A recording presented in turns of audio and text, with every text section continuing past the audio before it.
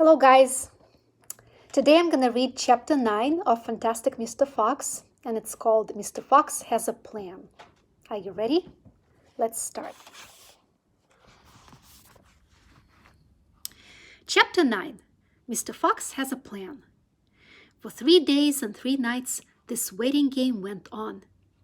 How long can a fox go without food or water? Boggis asked on the 3rd day. Not much longer now, Bean told him. He'll make a run for it soon. He'll have to. Bean was right. Down in the tunnel, the foxes were slowly but surely starving to death. If only we could have just a tiny sip of water, said one of the small foxes. Oh, Dad, can't you do something? Couldn't we make a dash for it, Dad? We'd have a little bit of chance, wouldn't we? No chance at all, snapped Mrs. Fox. I refuse to let you go up there and face those guns. I'd sooner you stay down here and die in peace. Mr. Fox had not spoken for a long time. He had been sitting quite still, his eyes closed, not even hearing what the others were saying. Mrs. Fox knew that he was trying desperately to think of a way out. And now, as she looked at him, she saw him stir himself and get slowly to his feet. He looked back at his wife. There was a little spark of excitement dancing in his eyes. What is it, darling? Said Mrs. Fox quickly. I've just had a bit of an idea, Mr. Fox said carefully. What? They cried. Oh, Dad, what is it? Come on, said Mrs. Fox. Tell us quickly.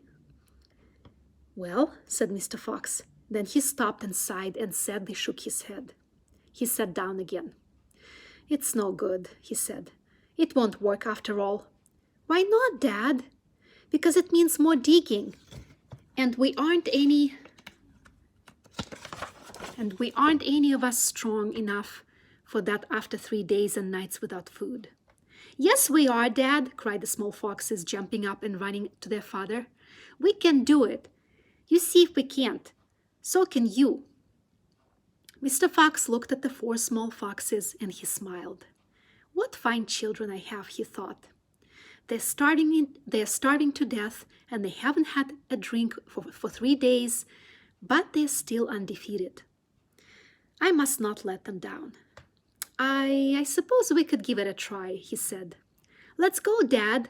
Tell us what you want us to do. Slowly, Mrs. Fox got to her feet. She was suffering more than any of them from the lack of food and water. She was very weak. I'm so sorry, she said, but I don't think I'm going to be much help. You stay right here where you are, my darling, said Mr. Fox. We can handle this by ourselves. All right, and now I'm going to read 3 questions for this chapter. Question number 1. What was Mr. Fox's new plan? To stay in the tunnel, to sneak past the 3 farmers, or to do more digging? Question number 2. Who felt strong enough to help Mr. Fox?